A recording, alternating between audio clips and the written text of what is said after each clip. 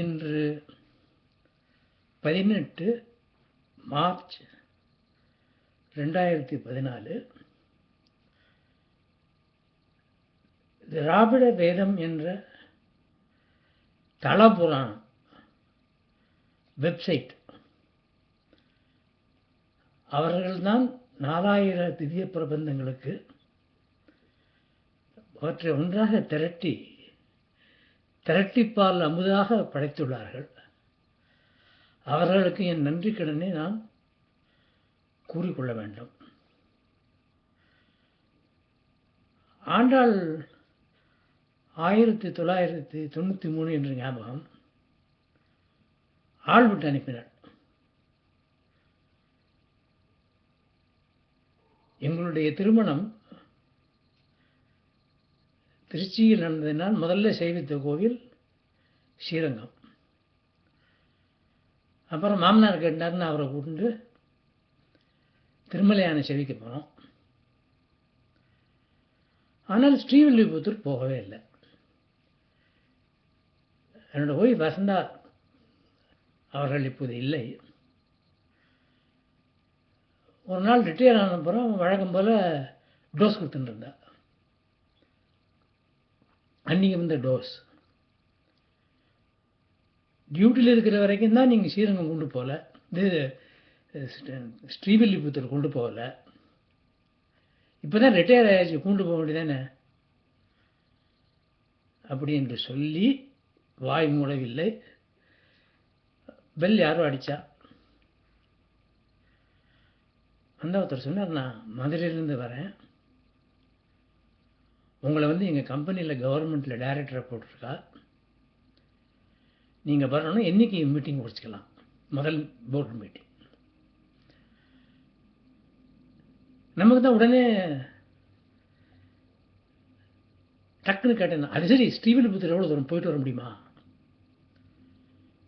போயிட்டுலாம் sir அப்படின்னார். அப்படியாகத்தானே கோதா பிராட்டியார் எங்களை ஸ்ரீவில்லிபுத்தூருக்கு அழைத்து சென்றால்.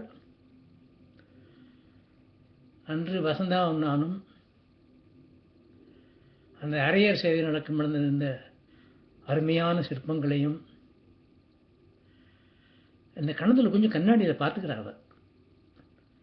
அந்த 14 வயசு பொண்ணு சிறுமி அழகாக இருக்கேனா, அவனுக்கு போக வேண்டிய மாலையை போட்டுன்னு இருக்கேனா அப்படின்னு அழகு பார்க்குறான்.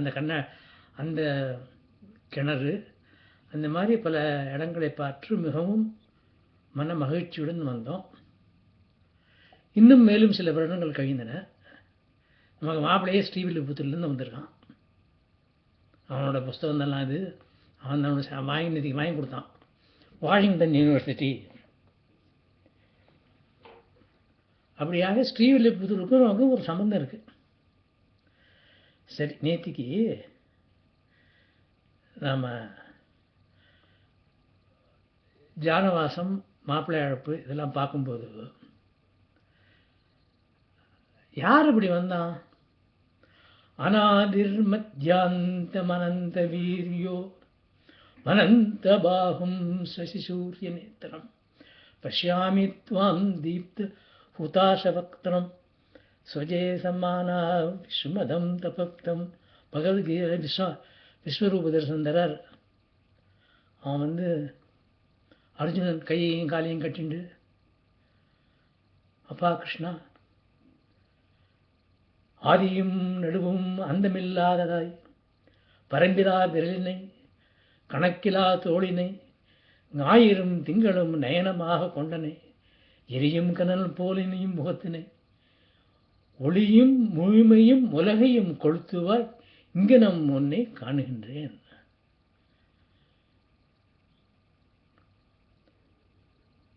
அகண்ட பிரபஞ்சத்தை விட பெரியவர் அந்த கிருஷ்ணன்.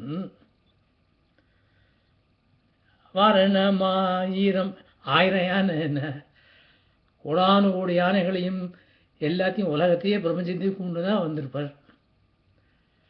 இந்த மாப்பிள்ளை அழைப்பும் கல்யாணத்துக்கு நடுவில் இருந்த ராத்திரி இருக்கு. அன்றைக்கி கொஞ்சம் டென்ஷன் இருக்கும் ரொம்ப. அதுவும் பொண்ணை பார்த்தவாளுக்கு கல்யாணம் நடந்து தரணுமே, எல்லோரும் சௌக்கியமாக இருக்கணுமே, எல்லோரும் சாப்பிட்டு போகணுமே. சம்பந்தி சண்டை வராமல் இருக்கணுமே,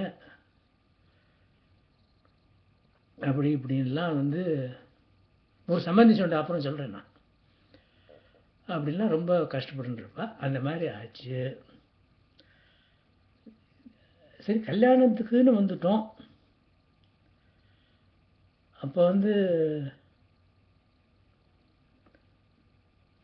அப்பா தை பிறந்து 25 நாள் ஆன அப்புறம் தான் முகூர்த்த தேதியே வருது 2 பேருக்கும். அன்றைக்கி வச்சுக்கலாம் அப்படின்னு சொல்லிட்டா எப்படி இருக்கும்?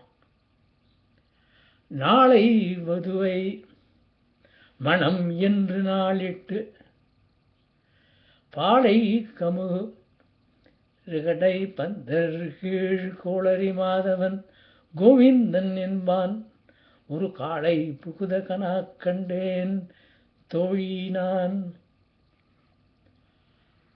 அவர் பிரதிவாதி பயங்கரம் அண்ணங்கராச்சாரியார் சொல்றார், நாளையிடம் கண்ணபிரானுக்கும் ஆண்டாளுக்கும் கல்யாணம் என்பதை நிர்ணயம் பண்ண பிறகு உடனே செஞ்சிட வேண்டியது என்ன? அதனால தான் நேரம் கண்ணபிரான் அலங்கார பந்தன் கீழே வந்து நிற்கிறான். 10 நாள் முகூர்த்தம் என்று சொல்லிவிட்டால் அது சகிக்க முடியாது.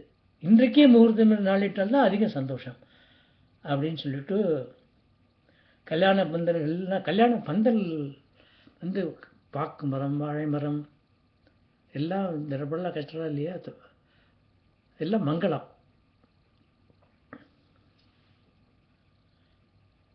வந்து அலங்காரம் செய்து நன்றாக நடந்து போச்சு. இந்த பெரியவாச்சான் பிள்ளை மிகவும் ரகசியமான அர்த்தம் ஒன்று அருளி செய்கிறார். ரசிகர்களின் நெஞ்சை உருக்கும் கோளரி. கண்ணபிரான் கல்யாண பந்தலுக்கு நடந்து வரும்போது நாட்டுப்புறத்து பையன்களைப் போல் இல்லாமல் தன் பெருமையெல்லாம் தோற்ற மிடுக்கோடு நடந்தபடி சென்றதால் அப்புறமேயம் ஹிதஞ்சேதே என்னும்படி மிடுக்கு நடையில் தோன்றுமே. நம்ம தமிழ் எழுதுல கூட 2 நடை இருக்குது. கவுட நடை அப்படின்னு ஒன்று இருக்குது. ரொம்ப மிடுக்காக எழுதுவா சில பேர். அந்த மிடுக்குனாக்க அதில் ஒரு தனி அழகு இருக்குது. பெண் மயிலே உயிலேனா அப்படியே ஒயிலாக, பெண்ணுன்னா ஒயிலாக ஒய்யாரமாக நடந்து வருவா. இவனா மிடுக்கா சிங்கம் மாதிரி நடந்து வரான். பரம ரசிகன் என்று தோன்பார் நடந்து வந்தபடியாக சொல்லுகிறது அப்படின்னு அவர் சொல்ல, சரி அவன் வந்து சேர்ந்துட்டான். இந்திரன் உள்ளிட்ட தேவர் குழாமெல்லாம் வந்திருந்து என்னை மகட்பேசி மந்திரித்து மந்திர கோழியுடுத்து மணமாலை அந்தரி சூட்ட கனா கண்டேன் தோழி நான். எல்லாம் நல்லா புரியுது. நம்ம வந்து அர்த்தமே சொல்ல வேண்டாம். இந்த ஆண்டாள் வந்து அவளுடைய நாச்சியார் திருமொழி வந்து ஒரு 14 வயசு பொண்ணு எழுந்தது நம்ம டக்குன்னு புரிகிற மாதிரியே. இந்திரன் உள்ளிட்ட தேவர் குழாம், இந்திரன் வருணன் குபேரன் எல்லாரும் வர, திலோத்தமை ரம்பை எல்லாத்தையும் கூட்டு ஒரு பெரிய ஒரு படையே வருது. இந்த நார்த் இந்தியாவெல்லாம் கல்யாணம்னா பாராத்துன்னு சொல்லுவா. அந்த பாராத்துக்கு வந்த மாதிரி அப்படிலாம் எல்லாரும் வந்து இறங்கி